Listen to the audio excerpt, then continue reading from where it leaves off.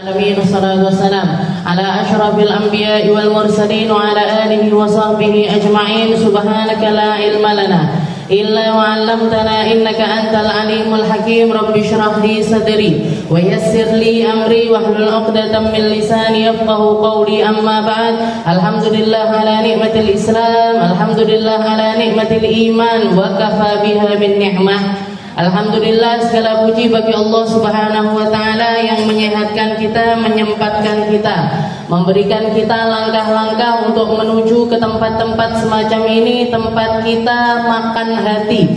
Bukan makan hati beneran dimakan, enggak, tapi ngasih asupannya hati, agar hati kita enggak kering, agar hati kita enggak lapar, agar hati kita enggak kekurangan dari segala macam gizinya. Dan makanannya hati itu adalah hikmah dan juga ilmu. Hikmah dari Allah Subhanahu wa ta'ala ataupun ilmu yang datang dari Rasulullah sallallahu alaihi wasallam, itu semuanya adalah makanan hati kita. Allah Subhanahu wa ta'ala mengatakan di dalam Al-Quran, salah satu perkara yang diminta selalu oleh Nabi kita, Nabi Muhammad itu seringkali mengatakan Rabbi zidni ilma, Rabbi zidni ilma. Ya Allah, tambahkan ilmu saya, tambahkan ilmu saya. Padahal Nabi Muhammad ini dapat ilmu sudah bukan lagi ilmu yang enggak kasat mata, ilmu-ilmu yang kasat mata, tapi yang enggak kasat mata pun sudah dilihat bi'ainil yakin.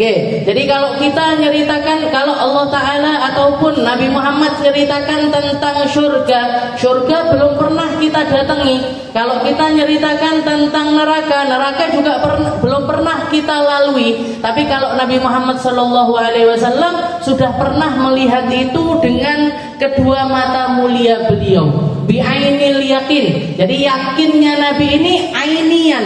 Malaikat Jibril kelihatan, para malaikat yang lainnya juga kelihatan. Makanya ketika ada salah seorang sahabat setelah ikut sholat berjamaah sama Nabi, begitu sami Allahu liman hamidah, maka dari belakang dia mengatakan Rabbana lakal hamdu mil'us samawati wa mil'ul ardi wa mil'u ma syi'ta min syai'in ba'du. Ataupun doa yang seringkali kita baca setiap kali kita selesai i'tidal. Jadi bangun dari rukuk yang kita baca doa tersebut. Yang diajarkan sama Nabi cuma sampai sami Allahu liman hamidah. Lafaz yang selanjutnya itu adalah jawaban dari salah seorang sahabatnya Nabi Muhammad SAW.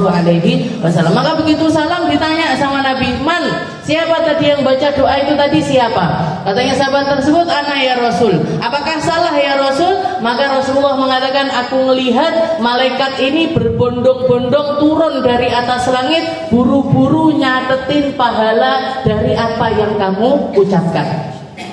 Jadi ainian, kelihatan secara kasat mata. Gimana malaikat turun, gimana malaikat nyatet, gimana malaikat itu memperlakukan manusia, kelihatan semuanya. Nah, dengan kondisi seperti itu pun Rasulullah masih tetap minta Rabbi zidni ilma, Rabbi zidni ilma. Kalau kita yang diminta apa, Bu? Ya Allah, panjang umur, ya Allah, harta yang melimpah, barokah, halal. Ini paling semangat aminnya itu. Kalau sudah doa kayak gitu itu paling semangat. Rasulullah nggak pernah minta panjang umur, itu nggak pernah. Makanya umurnya Nabi juga nggak panjang. Usianya Nabi itu nggak tergolong panjang. Beliau meninggal di usia 63 tahun. Tapi kalau pakai umur Masehi, usianya beliau cuma 60 atau 61 tahun. 60-61 tahun itu muda nopo tua? Yo, nggak dibilang muda ya enggak. Asa, saya masih muda. Umur berapa? 60. Diguyu. Jadi umurnya Nabi itu tapi juga nggak tua-tua banget, nggak sampai yang 80 tahun, 90 tahun, enggak. Usianya Nabi itu cuma sampai 61 tahun atau 63 tahun secara hijriah. Jadi memang beliau nggak panjang usianya. Tapi usianya Nabi ini penuh dengan ilmu, penuh dengan keberkahan, penuh dengan hikmah. Bahkan menjadi manusia paling fenomenal di alam semesta. Manusia paling banyak disebutkan oleh lisan-lisan manusia yang lain ya Nabi Muhammad. Gak ada lagi selain Rasulullah Sallallahu Alaihi Wasallam. Paling tidak beliau itu disebutkan kalau orang iman, kalau orang sholat, maka minimal setiap kali tahiyatul akhir dia pasti baca salam kepada Assalamu alayka ayyuhan nabi. Assalamu alayka. Lafaz kaf itu lafaz domir khitobi. Jadi pakai kalimat yang Nabi itu ada di depan kita. Nggak pakai huwa. Assalamu alaihi. Nggak. Kalau assalamu alaihi itu salam kepadanya. Beliau yang nggak ada di depan kita. Tapi setiap kali kita tahiyat akhir yang kita baca Assalamu alayka. Assalamu alayka. Salam untukmu wahai Nabi yang sekarang ini ada di depan saya. Kenapa kok seperti itu ya? Karena memang setiap kali tahiyat akhir Allah Ta'ala itu pengen kita menghadirkan sosok Nabi Muhammad untuk selalu membersamai kita di setiap aktivitas kita.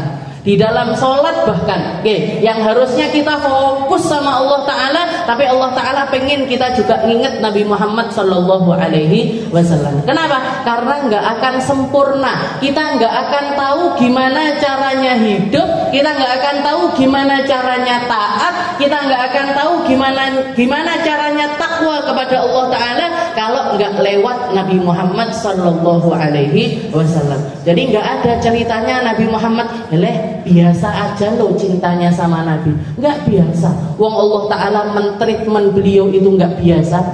Nggak bisa kita biasa-biasa sama Rasulullah. Wong Allah Subhanahu Wa Ta'ala saja setiap detail-detail kecil yang ada pada diri Nabi Muhammad dibahas oleh Allah di dalam Al-Quran.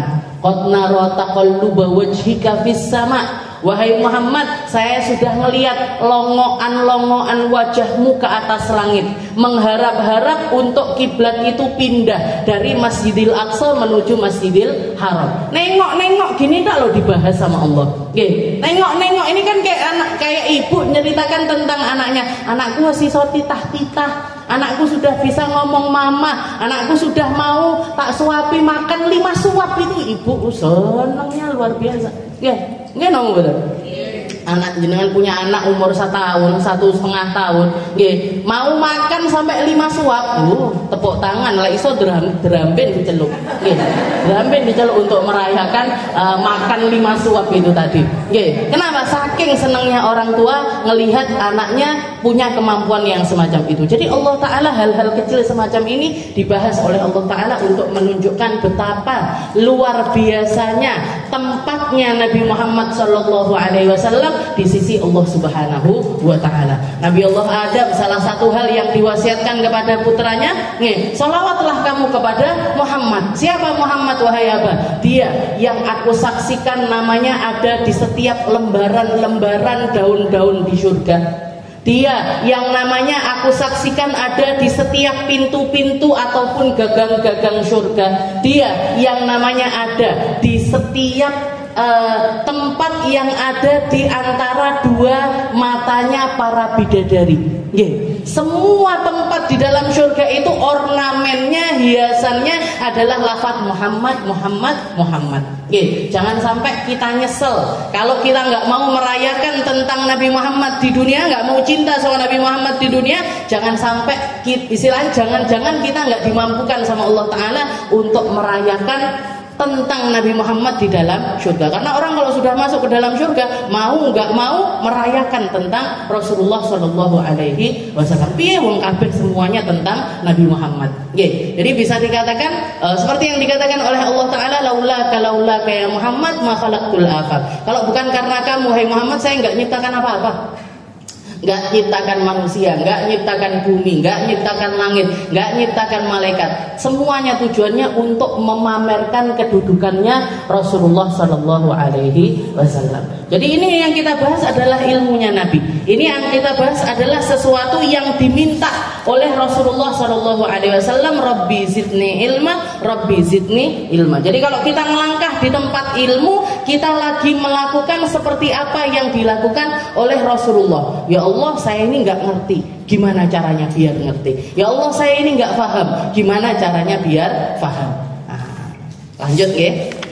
Kita bahas pembahasan kita. Kalau kemarin kita membahas tentang furudul wudu, tentang fardu-fardunya wudu, dan seperti yang kita tahu dari anggota badan yang memang wajib bagi kita untuk membasuhnya itu ada 4 tempat.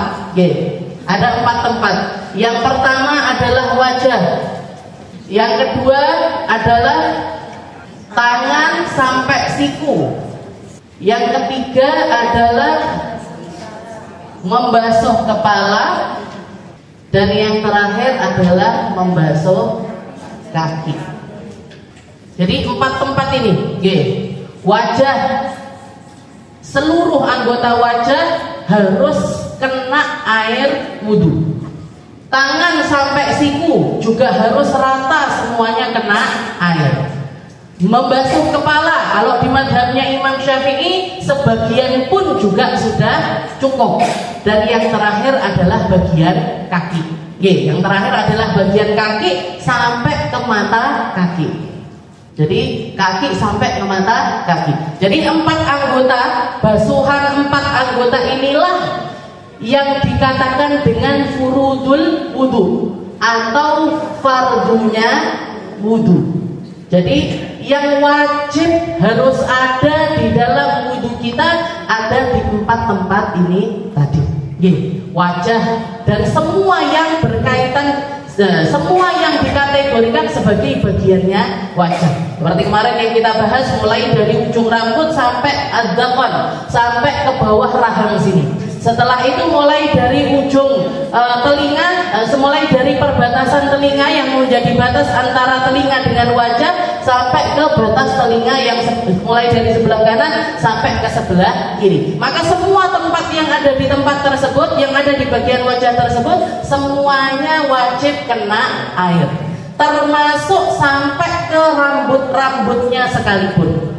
Jadi kalau misalkan di bagian wajah ini ada rambut di bagian pipi, maka harus wajib kena air. Atau misalkan ya, di wajah ini ada, misalkan ada daging tumbuh. Ada daging tumbuh mentol sampai melewati batas wajah. Gimana ini? Daging tumbuh itu tadi wajib dibasuh juga apa enggak? Wajib dibasuh juga. Rambut-rambut yang ada di bagian wajah, mulai dari rambut alis, bulu mata. Kalau misalkan laki-laki biasanya numbuhkan cambangnya sampai sini, al-kathah, istilahnya yang tipis ataupun tebelnya semuanya wajib rata kena air. Kumis, kalau ngingu kumis, setelah itu jenggot, kalau ngingu jenggot, maka semuanya yang termasuk di dalam kategori wajah, bagiannya wajah ini harus dibasuh secara merata. Harus dibasuh secara merata. Bagian sela-sela hidung, ada orang kalau misalkan dia basuh wajah cuma pik, ada banyak bagian yang nggak kena air. Bagian sini, ini ujungnya mata yang sini, ujungnya mata yang bagian tengah itu juga semuanya harus disela-selai sampai sempurna kena air semuanya.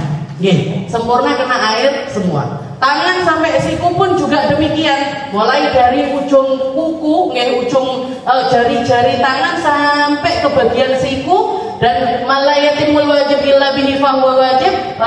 Wajib juga dilebihkan sedikit. Wajib juga dilebihkan sedikit karena kita nggak mungkin membasuhnya pas di ujung siku itu nggak mungkin, maka dilebihkan sedikit. Maka begitu juga di bagian tangan pun, apapun yang masuk di bagian anggota tangan, maka semuanya juga wajib untuk dibasuh.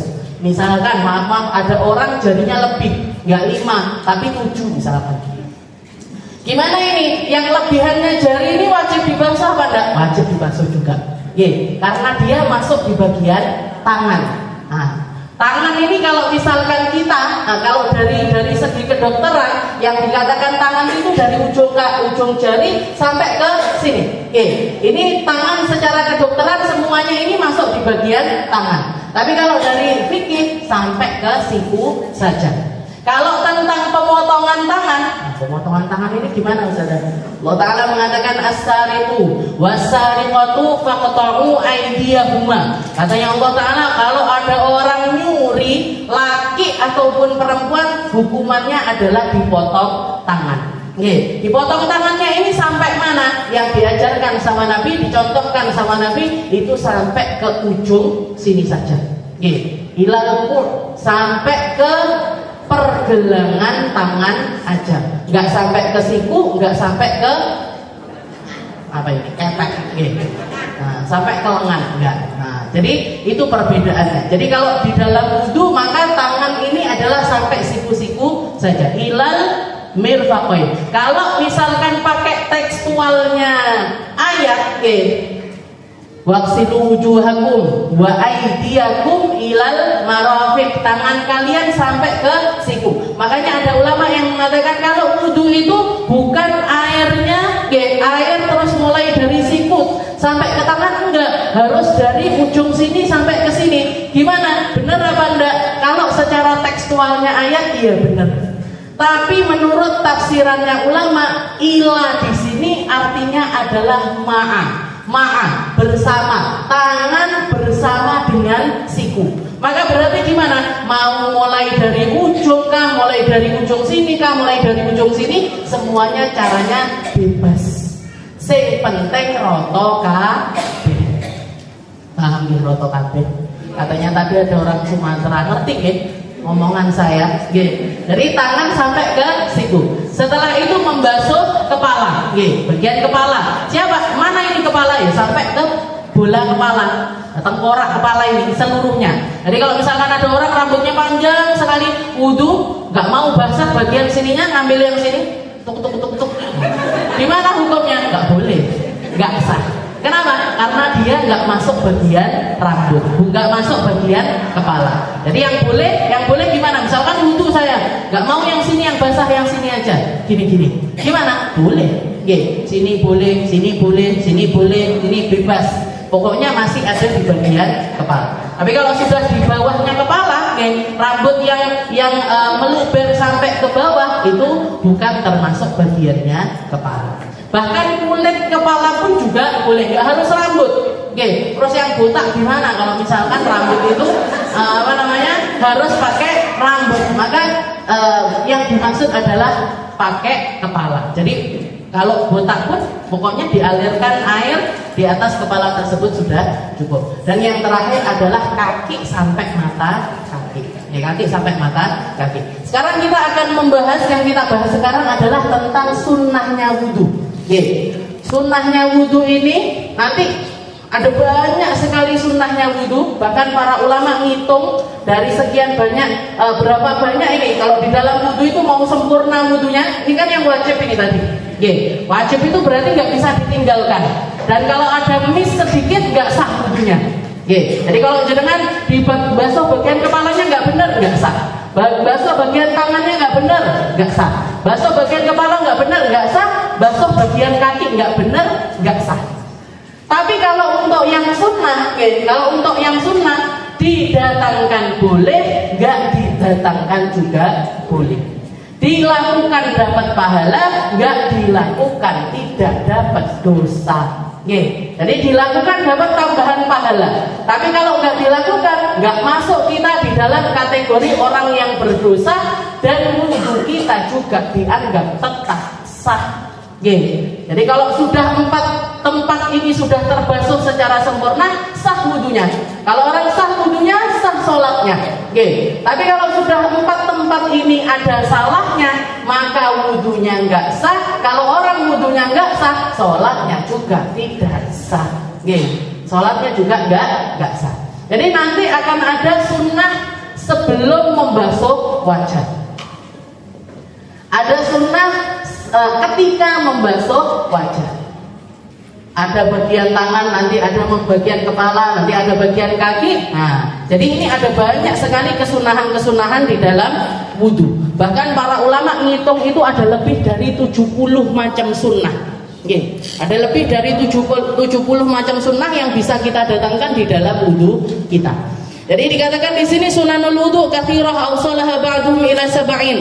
Jadi sunnah wudu itu banyak sekali, para ulama menghitung sampai 70. Tapi dihadirkan sama beliau taklif Hasan bin Ahmad bin Muhammad bin Salim Al-Kaf. Habib Hasan bin Ahmad bin Muhammad bin Salim Al-Kaf, beliau istilahnya memetii beberapa yang eman-eman kalau kita itu tidak melaksanakannya. Jadi eman-eman kalau wudhu kita ini nggak pakai sunnah-sunnah ini. Tapi beliau tidak mengatakan sunnah yang disebutkan di dalam kitab ini full seperti istilahnya detail seperti yang dilakukan sama Rasulullah, enggak, tapi beberapa. Ada beberapa yang eman kalau kita enggak melaksanakannya. Yang pertama adalah sunanu qabla ghuslil wajah. Sunnah sebelum basuh wajah. Kesunahan yang sebelum basuh wajah ini apa aja? Yang pertama at-talaffuz biniyati sunanil wudu. Kalau kita di dalam wudhu itu wajib untuk berniat. Dalam wudhu itu kan wajib berniat. Dan seperti yang kita tahu, niatnya itu bukan sebelum basuh wajah, tapi ketika membasuh wajah. Jadi ketika air itu nyampe ke wajah, kita niat nawaitu raf'il hadatsil asghar, atau nawaitul wudu. Ya Allah, saya niat wudu. Atau ya Allah, saya niat ngangkat hadas kecil saya. Nah, itu pas bareng sama basuh wajah. At-talaffuz biha sunnah. Melafatkannya gimana? Melafatkannya hukumnya adalah sunnah. Melafatkannya hukumnya adalah sunnah. Tapi sebelum kita basuh wajah, ada sunnah-sunnah yang perlu kita hadirkan sebelumnya. Apa itu? Yang pertama adalah sebelum kita masuk ke dalam wudhu, kita melafatkan niatnya wudhu. Nawaitul wudu li raf'il hadatsil asghar, atau nawaitul wudu, gitu aja juga sudah cukup. Kalau ada orang baru masuk Islam nggak bisa ngomong bahasa Arab, ya sudah pakai bahasa Indonesia. Ya Allah, saya niat wudu. Orang Jawa niat ingsun. Nggak tahu saya terusannya. Tahunya sampai situ aja. At-talaffuz. Jadi melafatkan niat. Setelah itu yang kedua apa? At-tasmiyah wa ta'awud. Sebelum wudu sunnah untuk membaca basmalah. Bismillahirrahmanirrahim. Atau bismillah, gitu aja juga sudah cukup. At-tasmiyah wa ta'awud, dan juga membaca ta'awud. Baca ta'awud ini a'udzubillahi minasyaitonirrajim. Jadi dua yang dibaca, basmalah, setelah itu juga ta'awud. Tapi perlu diingat, kalau misalkan kita wudu mau menghadirkan bismillah dan juga ta'awud, kita harus wudu di tempat yang itu bukan kamar mandi. Karena ketika kita di kamar mandi ada larangan untuk melafatkan apapun, bahkan membawa apapun yang di situ ada kalimat-kalimat mulia. Ada kalimat-kalimat mulia. Jangan ke kamar mandi bawa tasnya, di dalamnya ada Al-Quran. Gimana? Gak boleh. Makanya Rasulullah setiap kali masuk kamar mandi, cincinnya beliau ini dilepas. Karena Rasulullah pakai cincin di kelingkingnya beliau sebelah kanan, yang juga berfungsi sebagai stempel. Tulisannya itu Allah Rasul Muhammad. Allah Rasul Muhammad. Karena ada lafaz Allahnya, maka setiap kali beliau masuk kamar mandi dilepas cincinnya. Sebagai apa? Sebagai penghormatan dengan kalimat-kalimat tersebut. Makanya kalau kita mau menghadirkan sunnah, mau sebelum wudu Bismillahirrahmanirrahim, a'udzubillahi minasyaitonirrajim, atau yang sempurna dikatakan Bismillahirrahmanirrahim, Rabbi a'udzubika min hamazatis syayatin wa a'udzubika Rabbi ayyahdurun. Rabbi a'udzubika min hamazatis syayatin. Ya Allah, saya berlindung darimu dari bisikan-bisikannya setan. Karena setan itu bisikin manusia bukan cuman ketika sholat aja. Mulai dari wudu sudah yuwaswisu fi sudurin nas. Katanya Allah Ta'ala mengatakan setan itu yuwaswis fi sudurin nas, sukanya itu bikin waswasah di dalam hatinya manusia. Minal jinnati wan nas, dan yang ngambil porsi tugasnya setan di dalam ngasih waswasah di dalam diri manusia itu jenisnya dua. Ada yang dari golongan jin nggak kelihatan, ada yang dari golongan manusia yang kelihatan. Wes to ora usah ngaji. Ayo tak jak sarapan lodo ning gone kono. Nah, kalau ketemu teman kayak gini, a'udzubillahi minasyaitonir. Alhamdulillah. Kenapa? Karena ini berarti setan dari jenis manusia. Dia ngambil porsi tugasnya setan. Oke, manusia ini padahal tugasnya sudah banyak loh. Jangan dadak ngambil porsinya setan ini ngapain? Oke. Jadi a'udzubillahi min hamazati syayatin. Jadi sebelum wudu itu yang perlu kita hadirkan perasaan, ya Allah saya mulai perkara ini pakai bismillah. Ya Allah lindungi saya dari waswasahnya setan. Dari waswasahnya setan. Wa a'udzubika rabbi ayyahdurun. Dan saya minta tolong ya Allah jangan sampai yang jelek-jelek itu hadir di dalam macam-macam ibadah. Ini adalah permulaan ibadah saya ya Allah. Saya mau wudu yang nanti habis itu saya mau melakukan berbagai macam ibadah. Entah itu sholat, entah itu ngaji dan lain sebagainya. Jangan sampai perkara-perkara buruk, mau itu setan, mau itu apapun, jangan sampai hadir di dalam kebaikan-kebaikan saya. Wa'udzubika rabbi ayyahdurun. Itu paling sempurnanya. Tapi minimalnya bismillah. Bismillah. Ta'awudnya a'udzu billah. Bismillah, a'udzu billah itu minimalnya. Kalau mau ngambil sunnahnya wudu, ta'awud dan juga basmalah. Tapi itu tadi catatannya, jangan dilakukan kalau kita wudunya di dalam kamar mandi. Kalau jenengan di kamar mandinya cuman kencing aja, wudunya nanti di luar, wudunya nanti di keran depan kamar mandi, maka silahkan, silahkan Bismillahirrahmanirrahim, A'udzubillahi minasyaitonirrajim, atau Bismillahirrahmanirrahim, A'udzubika min hamazati syaitin wa a'udzubika rabbi ayyahdurun, silahkan. Atau bahkan pakai ta'awud yang lainnya pun juga nggak apa-apa. A'udzu bikalimatillahi tammah min kulli syarrin wa hammah wa min kulli syaitonin wa lamah. Misalkan mau pakai lafaz-lafaz yang lainnya pun silahkan. Setelah itu apa? Setelah basmalah dan juga ta'awud, sunnah juga untuk memakai siwak. Pakai kayu siwak. Atau kalau jenengan nggak terbiasa pakai siwak, pakai sikat gigi. Pakai sikat gigi ini nggak harus pakai odol. Nggak harus setiap sikat gigi pakai odol, pakai sikat gigi pakai odol. Nah, sikat gigi yang pakai odolnya mungkin jenengan lakukan waktu mandi aja. Waktu mandi pagi, mandi sore, atau mau tidur pakai odol nggak apa-apa. Tapi kalau untuk yang kayak gini jenengan pakai sikatan aja. Niatnya untuk bersihkan bagian area mulut kita. Karena ini kan bukan termasuk area yang wajib untuk dibasuh, tapi sunnah untuk dibasuh. Ketika para sahabat nanya, ya Rasul, jenengan ini kok sering sekali pakai siwak ini, kenapa ya Rasul? Katanya Nabi Muhammad, fa inni munaji rabbi. Karena saya ini orang yang selalu bermunajat kepada Allah. Karena saya ini orang yang malaikat itu datang sewaktu-waktu kepada saya. Nanti nurunkan ayat, nanti nurunkan perintah, nanti sekedar berkunjung. Rasulullah itu bahkan dikunjungi sama malaikat. Makanya dikatakan ketika beliau sakit yang berujung kepada wafat, datang sebelumnya itu dua malaikat. Malaikat Jibril, yang satunya lagi malaikat pencabut nyawa. Nabi Muhammad sempat nanya, ya Jibril, man bijambika ya Jibril, siapa yang di sampingmu wahai Jibril? Maka malaikat Jibril mengatakan, dia adalah malaikat pencabut nyawa ya Rasul. Setelah itu Rasulullah nanya, wahai engkau malaikat pencabut nyawa, kamu itu datang qabidon untuk ngambil nyawaku, au jita zairon, atau kamu datang sekedar untuk ziarah kepada saya. Jadi Rasulullah itu diziarahi sama malaikat. Dan kita itu sebenarnya juga diziarahi sama malaikat setiap hari. Minimal itu ada yang bilang 5 kali, ada yang bilang 10 kali. Setiap hari engkau diparani sama malaikat. Nanti dilihat, oh durung wayahe ditinggal. Parani lagi, dilihat lagi, durung wayahe ditinggal.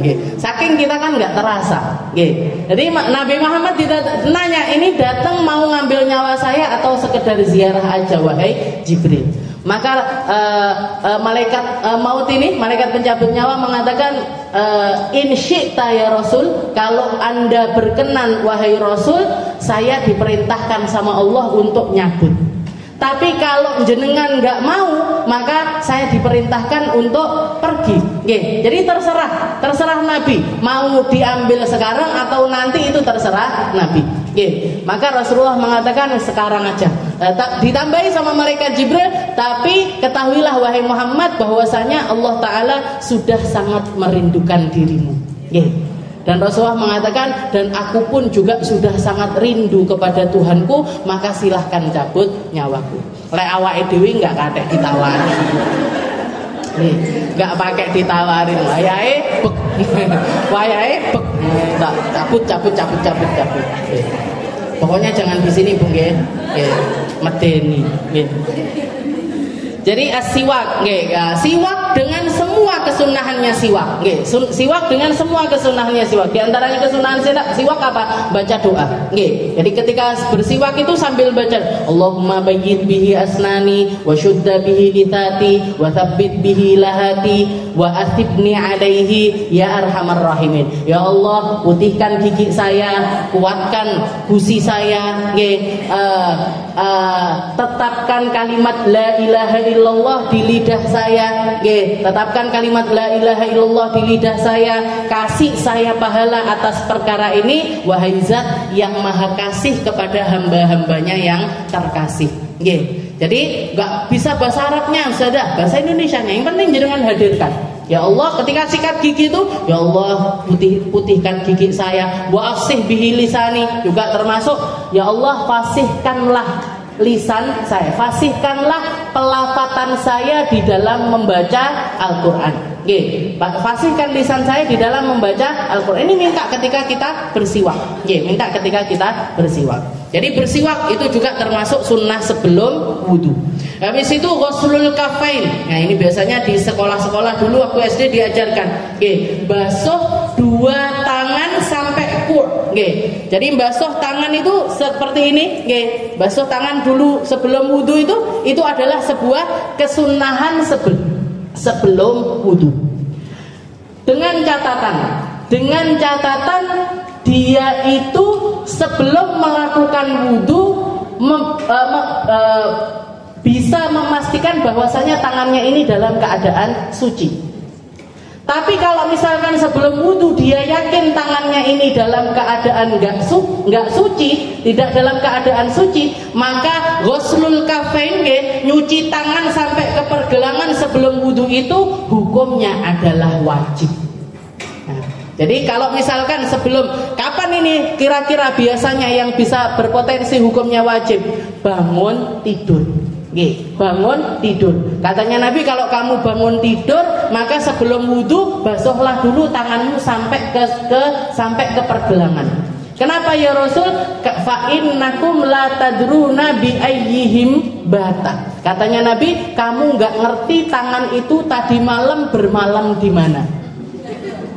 Kamu nggak ngerti tangan itu tadi malam bermalam di mana. Garuk-garuk kene sih nggak apa-apa, garuk-garuk sini sih nggak apa-apa. Ini yang jadi masalah kalau Allah kebagian, jadi masuk ke bagian sensitifnya kita. Maka berarti apa? Berarti udah pasti tangan ini tadi najis, kena kotoran-kotoran yang ada di bagian kemaluan. Ada satu orang, bukan di zamannya sahabat, zaman setelahnya sahabat, ketika dengar hadis ini, memangnya tangan ini bisa nginep di mana? Kan bahasanya Nabi gitu, kalian nggak ngerti di mana tangan ini bermalam semalam ketika kalian tidur. Katanya orang tersebut, memang tangan ini bisa bermalam di mana? Maka dikatakan pagi harinya dia menemukan bangun tidur itu tangannya ini bukan cuma satu, dua-duanya masuk ke dalam duburnya. Jadi dubur, lubang kecil itu tangannya masuk ke dalam dubur. Jadi bangun dalam keadaan semacam itu. Apa ini? Walat sama hadisnya Rasulullah Shallallahu Alaihi Wasallam. Makanya kita nggak ngerti tadi malam itu tangan kita ini gerayangi kemana-mana. Gerayang kemana itu kita nggak ngerti. Kalau mau memastikan nggak gerayang kemana-mana, jenengan borgol tangannya. Nah itu udah pasti tangannya nggak kemana-mana. Maka berarti gimana? Kalau kita bangun tidur, dan kalau kelihatan istilahnya nggak kemana-mana, ya sudah. Hukum untuk basuh tangan sebelum wudu itu hukumnya adalah sunnah. Tapi kalau memang tak cium kok ada aroma-aroma aneh ini, aroma-aroma yang agak kurang sedap dan lain sebagainya, maka lebih baik kita melakukan sunnahnya wudu. Jadi lebih baik dibasuh dulu sebelum kita melakukan wudu. Jadi ini namanya ghuslul kaffain ilal ku'ain wa yusannu ghusluhuma ma'an wa yaqul indahu, dan ketika kita basuh kedua tangan ini sambil baca doa, Allahumma inni as'alukal yumna wal barakah wa a'udzubika minasyu'mi wal halakah. Ya Allah, saya minta keberkahannya tangan, saya minta kebaikannya tangan, dan ya Allah, lindungilah kedua tangan saya ini dari segala sesuatu yang membinasakan, dari segala sesuatu yang buruk-buruk. Ya Allah, saya dikasih dua tangan ini ya Allah, kasih saya al-yumna wal barakah, kasih saya berkahnya tangan dan kebaikannya tangan. Sebagaimana baiknya tangannya para orang-orang yang dibaikin sama Allah, para nabi, para rasul. Ini tangannya ini kan manfaat sekali. Ulama-ulama kita tangannya itu bermanfaat sekali, penuh dengan keberkahan. Saya ingat waktu pandemi kemarin sekitar 2 tahun. Sekitar 2 tahun itu pandemi. Saya selesai dari pandemi itu saya dengar Buya Yahya mengeluarkan sekian banyak kitab.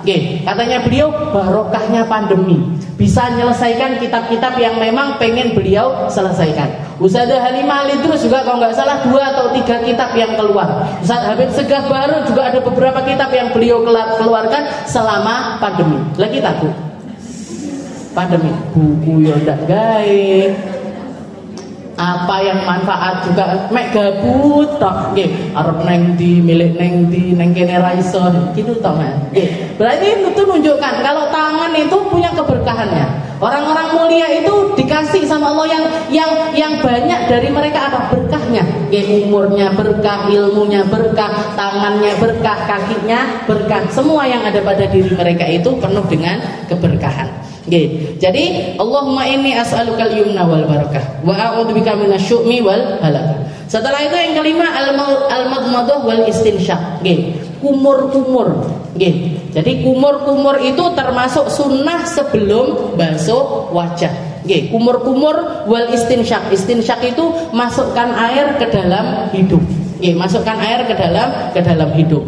Kalau madmadah muterkan air di dalam rongga mulut. Dan sunnah untuk mubalaghah. Jadi madmadah ini sunnah, kumur-kumur ini sunnah. Dan ada kesunahan tambahan di dalam kumur-kumur, yaitu berlebihan di dalam berkumur.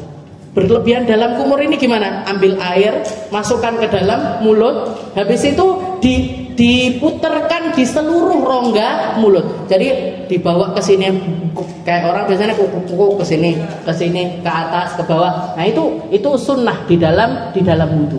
Kecuali kapan? Kecuali kalau kita lagi puasa. Kalau lagi puasa sunnah kumur-kumur, tapi nggak sunnah untuk berlebihan di dalam kumur-kumur. Kenapa? Potensi kelelahan. Karena kalau kelelek kan batal wudunya.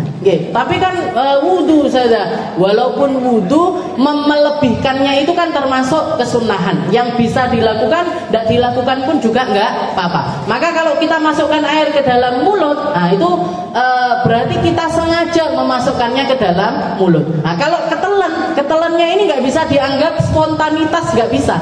Tetap dianggap sebagai sengaja. Karena kita yang memasukkan air tersebut. Jadi al-madmadah wal istinsyaq. Nah, kalau madmadah mutarkan air di dalam mulut sambil doa. Sambil doa, Allahumma inni ala tilawati kitabik wa kathrati dzikri lak wa tsabbitni bil qawli tsabit fid dunya wal akhirah. Ya Allah, kasih saya, bantu mulut saya ini untuk banyak zikir, untuk banyak baca Al-Qur'an, untuk ditetapkan kalimat la ilaha illallah di dunia sampai di akhirat. Di dunia sampai di akhirat, kasih kebaikan semua apa yang ada di dalam mulut. Jadi kebaikannya mulut itu apa? Yang paling besar di 3 tempat ini tadi. Baca Al-Qur'an, baca Al-Qur'an, zikir, dan yang terakhir adalah kalimat la ilaha illallah. Afdalul zikri. Zikir paling afdal yaitu kalimat la ilaha illallah. Setelah itu istinsyak, masukkan air ke dalam hidung. Wa huwa idkhalul ma' ilal anf wa yakunu bil yadil yumna wa yaqulu indahu Allahumma arihni raihatal jannah wa anta anni radin. Ketika masukkan air ke dalam hidung pun juga sunnah untuk berlebihan. Berlebihannya di dalam hidung ini gimana? Kita ambil air, disedot, disedot, habis itu diginikan. Habis itu dikeluarkan. Jenengan kalau nggak pernah istinsyak, pertama mesti pedes, rasanya itu kayak kalau kita kelelep di kolam itu, jadi sini pedih, tapi kalau sudah biasa, boten, kalau sudah biasa istinsyak nggak akan seperti itu. Dan ini, fungsinya bersihkan semua kotoran yang ada di bagian hidung paling atas yang nggak terjangkau. Maaf, nih. Nah, jangan yang hobi ngupil ini mesti nggak tahu istinsyak. Yang hobi masukkan tangan ke hidung, korek. Nah, itu mesti nggak kenal sunnahnya istinsyak. Karena orang kalau sudah istinsyak, hidungnya akan selalu bersih. Hidungnya akan selalu bahkan ketika kita istinsyak itu, kalau awal-awal biasanya masukkan sampai ke sini, habis itu dikeluarkan. Namanya istinsar. Jadi masuk bukan terus dimasukkan ke perut, enggak, tapi habis itu dikeluarkan. Keluarnya itu namanya istinsyar. Nah, istinsar. Nah, disisik nih gini. Nah, ketika orang awal-awal istinsyak ini, ketika dia keluarkan gini, mesti itu lendir-lendir kotoran-kotoran itu ikut keluar. Makanya kalau jenengan habis istinsyak ataupun istinsar, nah, nanti mau ke tempat sholat itu ngoco dhisik, Bu. Jangan-jangan ada yang gantung-gantung di sini. Karena sebersih itu, karena memang sangat membersihkan sampai ke rongga hidung bagian atas. Dan sunnah untuk mubalaghah fi. Jadi dimasukkan, didiamkan dulu, habis itu dikeluarkan. Masukkan lagi, didiamkan lagi, dikeluarkan. Masukkan lagi, didiamkan lagi, dikeluarkan. 3 kali. Kumur sunnah 3 kali, istinsyak sunnah 3 kali, mengeluarkannya pun juga sunnah 3 kali. Sambil doa, Allahumma arihni raihatal jannah. Ya Allah, semoga hidung ini termasuk di dalam hidung-hidung yang akan mencium bau wanginya surga. Allahumma arihni raihatal jannah. Ya Allah, ciumkan untukku aroma wanginya surga. Wa anta anni radin, dan engkau dalam keadaan ridha kepadaku. Wal mubalaghah fi ma li ghairi shaim. Nah, mubalaghah di dalam, jadi berlebihan di dalam kumur-kumur, berlebihan di dalam istinsyak untuk selain orang yang berpuasa, wal istinthar. Nah, terakhir adalah mengeluarkan air dari hidung. Jadi ketika masukkannya kita doa Allahumma arihni raihatal jannah, ya Allah kasih saya aroma nikmatnya surga, wa anta anni radin. Tapi ketika mengeluarkan kita doa Allahumma inni a'udzubika min raihin nar wa su'iddar. Ya Allah, hindarkanlah hidung saya dari mencium aroma busuknya neraka dan tempat kembali yang terburuk. Wa tathlith fi ma madha, dan semuanya dilakukan 3 kali. 3 kali nyuci tangan 3 kali. 1, habis itu 2, habis itu 3. Basuh wajah juga 3 kali. Kumur-kumur 3 kali. Istinsyak 3 kali, mengeluarkannya juga 3 kali. Ini semua adalah kesunahan sebelum masuk ke dalam pembasuhan wajah. Nah, setelah melakukan sunnah-sunnah sebelum basuh wajah, baru kita niat wudhu. Baru kita melakukan fardunya wudhu, melakukan wajibnya wudhu yang pertama. Apa itu? Niat. Niat bersamaan dengan basuh wajah. Niat bersamaan dengan basuh wajah. Jadi ketika kita basuh wajah, kita niat nawaitul wudhu. Ya Allah, saya niat wudhu. Atau nawaitu raf'il hadas, saya niat mengangkat hadas kecil. Ngangkat hadas kecil. Nah, setelah melakukan fardunya wudhu yang pertama dan juga basuh wajah, maka di sini di dalam basuh wajah ini juga ada macam-macam sunnahnya. Ini disebutkan semuanya apa? Ini tubuh. Tubuh. Tapi kalau enggak disebutkan, saya yakin wudhunya jenengan sudah benar. Saya yakin jenengan sudah bisa wudhu semuanya. Makanya saya kasih tambahan-tambahannya biar ada perkara-perkara yang ditambah di dalam wudhu kita. Nggih, ada banyak hal yang perlu yang bisa kita tambahkan. Dan kalau misalkan jangan kok kemen tiba Ustazah. Ini masih sebelum basuh wajah sudah sebanyak ini. Nanti gimana ini kalau enggak? Ya, kalau enggak bisa melakukan semuanya, jangan ditinggal semua. Nggih. Jadi kalau kita konsepnya atau prinsip hidup itu kalau mau ngambil kebaikan, kalau nggak bisa melakukan semuanya, jangan ditinggal semuanya. Nggih. Jadi jangan ditinggal semuanya. Jangan ngaji. Saya pengen ngaji, saya pengen masuk di dalam majelis pengajian.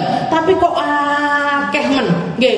Jadwalnya Ustazah Aminah, Senin ada, Selasa ada, Rabu ada, Kamis ada, Jumat ada, Sabtu ada. Nggih. Minggu tok Bu yang libur. Nggih. Itu pun hari Minggu disesel-seseli acara yang lainnya. Nggih, kok banyak men ini saya kalau nggak bisa dapat kalau panggah pamit karo bojone Pak ngaji.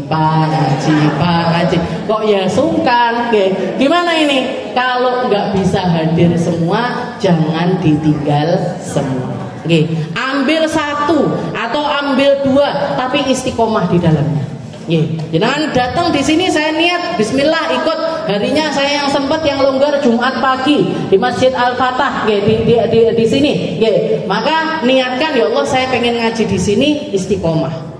Biar apa? Bendak bolong-bolong. Karena kalau bolong-bolong saya yang bingung. Ini yang kemarin hadir ini ngerti apa enggak? Saya langsung sunnah wudhu, yang kemarin nggak nyimak furudul kan jadi bingung akhirnya. Jadi niatkan yang runtut, ikut terus. Diniati ikut terus biar ilmunya ini benar-benar dapat semuanya. Jadi sunnah latifi asna'il ghusl lil wajhi. Jadi ketika tengah-tengah kita basuh wajah, ketika kita basuh wajah itu ada banyak kesunahan juga. Termasuk diantaranya ketika kita basuh wajah setelah niat, maka baca doa. Baca doa.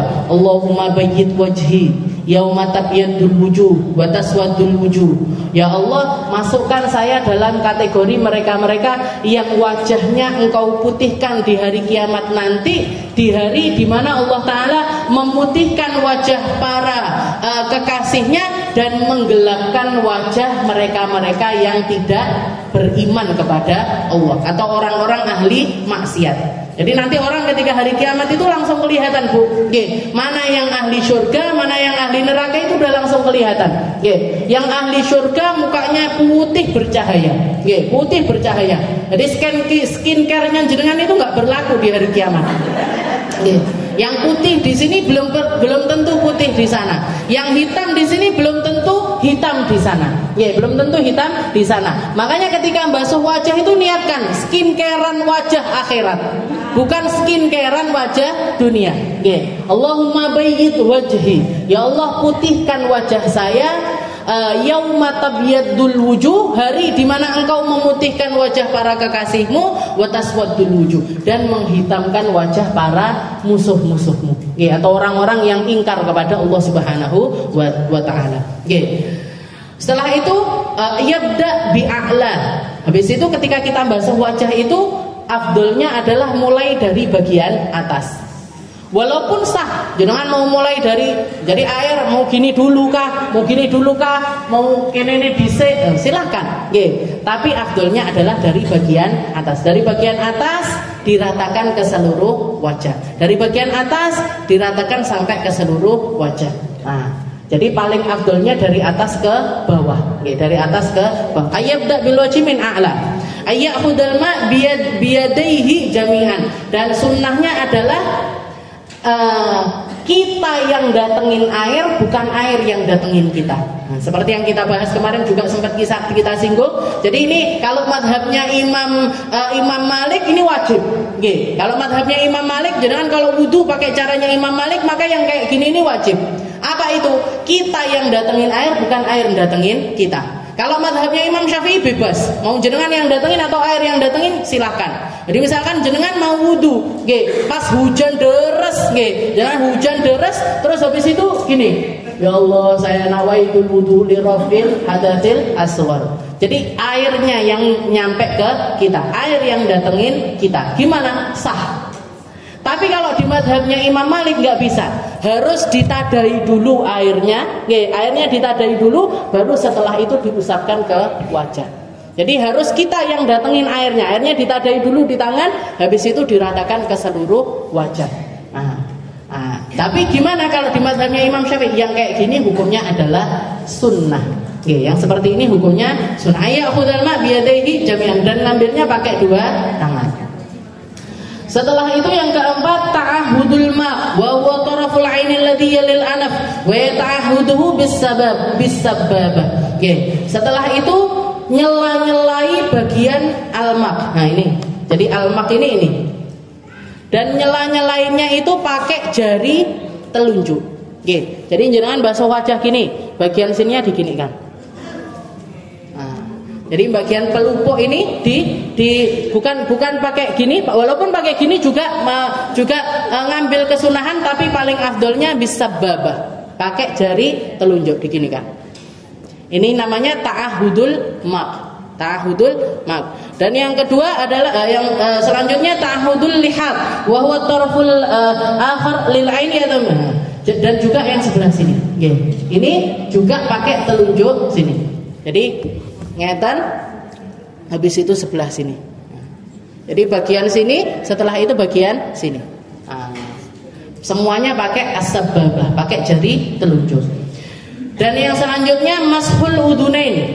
Ketika kita basuh wajah, ada kesunahan untuk melebihkannya sampai ke telinga. Khurujan min khilafin man yaqul innal udunain minal wajah. Kenapa? Agar kita keluar dari khilaf yang mengatakan wajah ini termasuk telinga ini masuk di dalam kategorinya wajah. Jadi ada yang mengatakan batasnya wajah itu bukan dari batas telinga sini sampai batas telinga sini, enggak, tapi dari ujung telinga sampai ke ujung telinga ini masuk di dalam batasannya wajah. Kenapa? Karena enggak ada pemisahnya di antaranya. Jadi kalau melihat antara kulit wajah sampai ke kulit telinga ini kan nyambung. Jadi ada sebagian ulama yang mengatakan telinga itu masuk di dalam bagiannya wajah. Jadi ini basuhan telinga yang pertama ini masuk di dalam kesunahannya basuh wajah. Jadi basuh wajah dibablasnya sampai ke telinga. Basuh wajah dibablasnya sampai ke telinga. Pakai kedua tangan kita seperti yang kita basuh di dalam wajah. Mashul udunain khurujan min khilafah. Setelah itu italatil ghurrah wa hiya qasru ma zada ala haddil wajh min jami'i jawanibi. Juga ada yang namanya kesunahan italatul ghurrah wat tahjil. Italatul ghurrah wat tahjil. Katanya Nabi Muhammad, ana qaidul ghurril muhajjalin. Aku nanti di hari kiamat itu adalah pemimpinnya golongan ghurri dan golongan muhajjilin. Siapa mereka ya Rasul?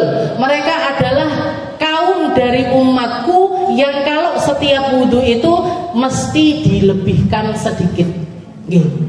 Yang ghurri itu adalah julukan buat orang-orang yang wudunya itu melebihkan bagian wajah min jami'i jawanibi, dari semua bagian sisi wajah.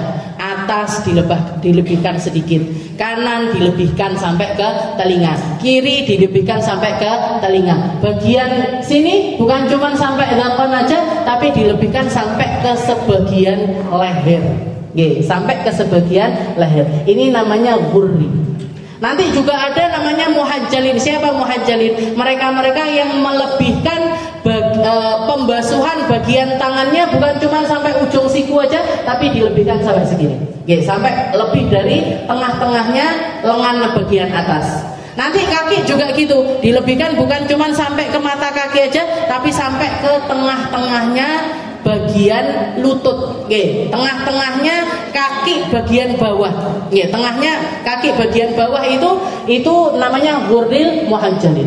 Juga dikatakan nanti orang ketika masuk surga, ketika masuk surga mereka akan dikasih perhiasan sesuai dengan batas tempat wudunya mereka.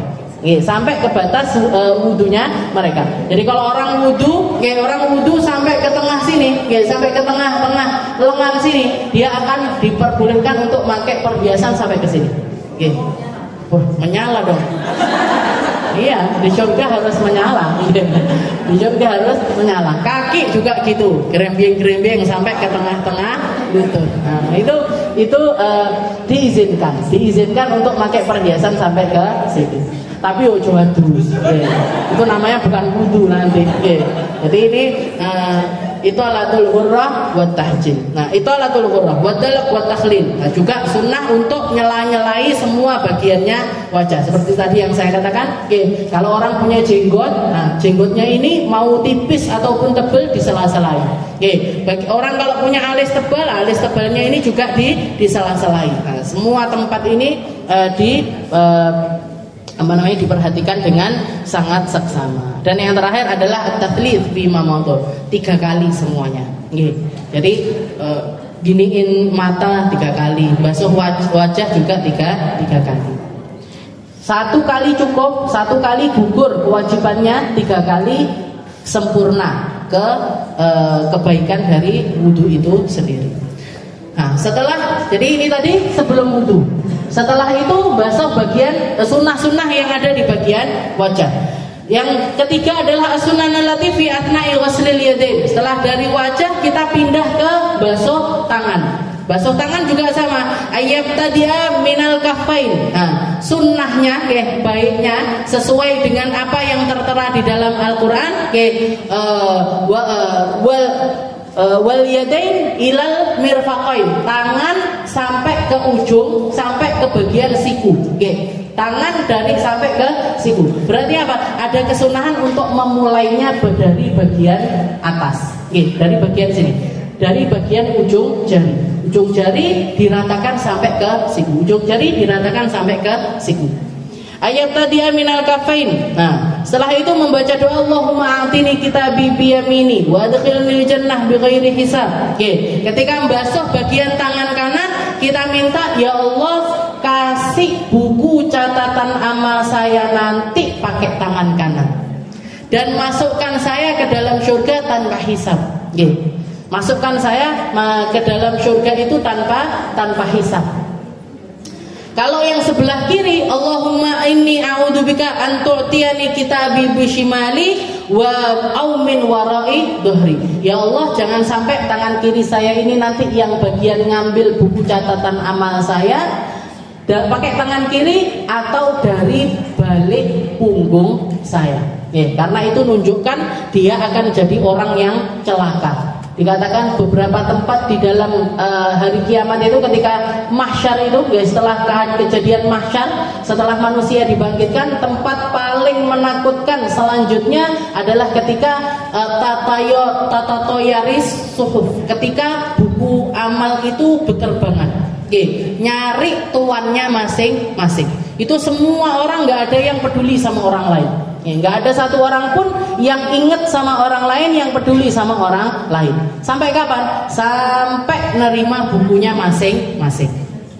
Pak Amal, kalau orang-orang yang ngambil kitabnya pakai tangan kanan, fasaufa yuhasabu hisaban yasiro. Dia akan dapat hisab selanjutnya itu ringan. Tapi kalau sudah pakai tangan kiri, apalagi dari belakang punggungnya, di sini dia akan istilahnya nanti yang mengatakan mali hadzal kitab la yuqadiru saghiratan wala kabiratan illa ahsaha. Kitab macam apa ini, kok semua detail-detail kehidupan saya semuanya tertulis di situ. Jadi ini salah satu tempat paling menakutkan. Jadi makanya kita minta ketika membasuh tangan kanan, ya Allah kasih buku saya nanti pakai tangan kanan, jangan pakai tangan kiri apalagi dari belakang punggung saya. Setelah itu at-tayamun. Nah, dimulai dengan kanan dulu. Nah, kalau wajah nggak ada tayamun karena tidak ada mendahulukan bagian kanan. Kalau bagian wajah. Jadi untuk anggota yang satu-satu, atau yang dua tapi mampu dilakukan di satu waktu, maka tidak ada kesunahan tayamun di dalamnya. Nggak ada kesunahan mendahulukan yang kanan. Nah, jadi basuh wajah nggak ada sunah. Sisa enggak. Basuh telinga pun juga gitu. Nanti ada kesunahan basuh telinga. Nah, telinga ini kan bisa kita basuh sekaligus. Nah, enggak ada kesunahan Gini sih, enggak. Nah, jadi ngambil air langsung satu, ngambil air lagi satu lagi, ngambil air lagi satu lagi. Nah, jadi untuk anggota yang bisa dibasuh sekaligus maka nggak ada kesunahan tayamun di dalamnya. Yang ada kesunahan tayamun yang memang harus dilakukan satu-satu. Kayak tangan ini, maka sunnah kanan dulu, kanan, terus pindah kiri. Kalau gini saudara, kanan kiri, boleh apa enggak? Kalau ngomongin boleh apa enggak, boleh saja. Kalau ngomongin boleh apa enggak, sah apa tidak, sah saja. Tapi kalau misalkan mau ngambil keafdoliahannya, maka ambil yang kanan. Kanan kita selesaikan dulu sampai 3 kali, baru kiri kita selesaikan 3 kali. Kaki pun juga demikian. Kaki kanan 3 kali selesai, kaki kiri 3 kali juga selesai. At-tayammum wad-dalak wat-takhlil sama. Jadi nyela-nyelai. Kalau misalkan kuku kita panjang, maka bagian-bagian bawah kuku ini harus diperhatikan. Dan kalau kita wudu, kita juga harus memastikan anggota wudu ini gak ada sesuatu yang najis yang menghalangi air, dan juga gak ada sesuatu yang bisa merubah air wudu kita. Karena kalau air kena sesuatu yang bisa merubah, maka hukumnya jadi air yang suci tapi tidak bisa mensucikan. Kayak kemarin kita bahas, air seperti apa? Kalau tercampur dengan sesuatu yang suci. Yang ada di tangan kita biasanya apa? Kalau jenengan pakai hand body mungkin terlalu banyak. Jadi ketika wudhu masih kerasa licin-licin, maka gimana ini? Dibersihkan dulu licin-licinnya, baru setelah itu kita wudhu. Tapi kalau enggak ada sesuatu yang seperti keluar dari tangan kita, maka enggak masalah. Langsung wudu aja enggak masalah. Tapi kalau ada sesuatu yang nempel di tangan kita ini yang akan merubah sifatnya air, maka ini kita harus bersihkan dulu, baru setelah itu wudu. At-takhlil lil asabi. Terus juga kalau misalkan kuku kita ini ada kotoran-kotoran di dalamnya. Kalau kotorannya itu dari diri kita sendiri, kalau kotornya itu dari diri kita sendiri, ada dakinya misalkan, ada bolotnya, boloten misalkan, jenengan boloten masuk ke dalam kuku, maka ini kalau misalkan air kita ginikan aja, maka itu sudah sah wudunya. Tapi kalau ini kotorannya ini berasal dari luar, jenengan bareng ngaji dolanan pasir misalkan karo koncone, gini kan pasir, jenengan mesti tahu gitu. Jadi pasir digini kan, jadikan sofa, jadikan kamar. Akhirnya kukunya penuh hitam-hitam. Mau wudu, gimana ini? Nah, dia harus dikeluarkan dulu ini tanah-tanahnya.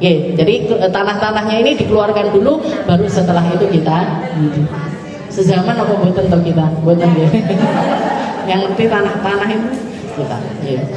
Nah, setelah itu yang juga perlu kita hati-hati ketika basuh tangan, kalau jenengan pakai cincin, kalau kita pakai cincin, kalau cincinnya ini sangat rapat sekali, yang sekiranya kalau air itu kita alirkan di situ nggak masuk, maka gimana? Maka wajib dilepas, wajib dilepas atau minimal digerakkan, minimal kalau nggak mau dilepas digerak-gerakkan. Maka di situ gerakinnya hukumnya adalah wajib.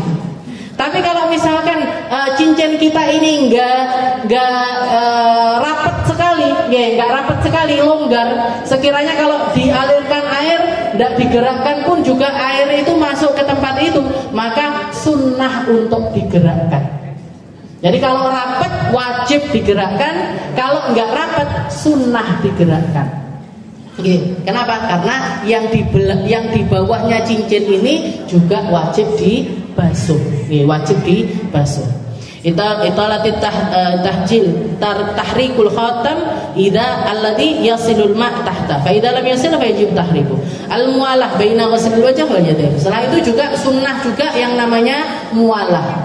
Mualah itu lanjut dari basuh wajah langsung basuh tangan. Di dalam wudu itu, wudu itu termasuk toharoh qawiyah, toharoh yang kuat. Wudu itu toharoh kuat. Mandi itu toharoh kuat. Toharoh yang kuat itu mandi wudu. Yang lemah itu apa? Yang lemah itu tayamum, ataupun wudunya orang yang daimul hadas, wudunya orang yang selalu berhadas. Ini dulu pernah kita bahas wudunya orang yang kayak misalkan istihadah, ataupun keputihan banyak sekali, atau beser, keluar kencing, terus netes, terus kencingnya. Nah ini maka dia nggak bisa wudu secara normal, nggak bisa. Tapi wudunya namanya wudu listibahati fardhis shalah. Wudu istibahah, wudu agar diperbolehkan sholat. Ada banyak hal yang harus dilakukan. Cebok dulu, habis itu pakai pembalut, jampeli tempat yang najisnya itu selalu keluar. Habis itu wudu, habis itu langsung sholat. Nah ini kalau di dalam toharoh lemah semacam ini, toharoh yang lemah, tayamum dan juga istibahah ini, maka mualah di dalamnya itu wajib. Mualah itu apa? Mualah itu membasuh bagian selanjutnya sebelum kering bagian yang pertama. Jadi setelah basuh wajah belum kering, langsung basuh bagian tangan. Itu namanya mualah. Tapi sebenarnya kalau untuk toharoh yang kuat-kuat, semacam wudu ataupun juga mandi, mualah itu bukan sesuatu yang wajib. Bukan sesuatu yang wajib. Jadi misalkan, kalau guru saya dulu sering nyontokannya gini, misalkan ada perempuan manten baru, punya kamar mandinya di luar, sak rumah karo morotuone sama kakaknya suami. Kalau subuh keluar kamar mandi keramas, ini mesti matanya ngono kabeh. Gitu, mesti seperti itu. Gimana ini untuk nutupi malu ini gimana? Tapi kalau harus mandi terlalu kedinginan dia, maka maaf, misalkan habis berhubungan suami istri malam itu orang-orang masih tidur semua, dia langsung ke kamar mandi keramas dulu. Keramas tok tapi, keramas saja. Bagian lainnya nggak dibasuh. Nah nanti sebelum subuh mau sholat subuh itu baru basuh bagian yang lainnya. Jadi basuh kepalanya misalkan jam 12 malam, basuh badannya yang lainnya nanti sebelum subuh. Gimana ini? Sah apa ndak mandinya? Sah apa ndak mandinya dia ini tadi? Sah. Kenapa? Karena di dalam mandi itu adalah toharoh yang kuat. Toharoh yang kuat, mualah itu nggak wajib di dalamnya. Jenengan wudu misalkan, jenengan wudu. Ya saya mau sholat duhur di Surabaya, di rumah basuh wajah tok. Nyampe Blitar basuh tangan. Nyampe ke Kediri basuh kepala. Nyampe Surabaya mau sholat baru basuh kaki tok. Gareng ipik-ipik kaki tok. Gimana ini wudunya? Sah. Kenapa kok sah? Karena wudu itu toharoh yang kuat. Toharoh yang kuat, mualah di dalamnya, lanjut langsung wudu itu bukan sesuatu yang wajib. Jadi gampangnya dicicil boleh, dicicil boleh. Tapi yo nyapo. Tapi kalau pengen jajal nggak apa-apa, nggak masalah. Nah di sini dikatakan al-mualah, mualah di dalam wudu itu hukumnya sunnah. Mualah di dalam mandi itu hukumnya juga sunnah. Ini kok sudah 1 jam ini, al-mualah wa tathlith fi ma madha. Jadi itu ini adalah sunnah yang ada di pembasuhan tangan. Sunnah yang ada di pembasuhan tangan. Jadi kita masih bahas sunnah sebelum wudu, sunnah sebelum basuh wajah, sunnah di dalam pembasuhan wajah, dan sunnah di dalam pembasuhan tangan. Insyaallah kita lanjutkan di pertemuan selanjutnya. Sunnah ketika basuh kepala, dan sunnah ketika basuh kaki, dan sunnah setelahnya wudu. Wallahu a'lam bishawab.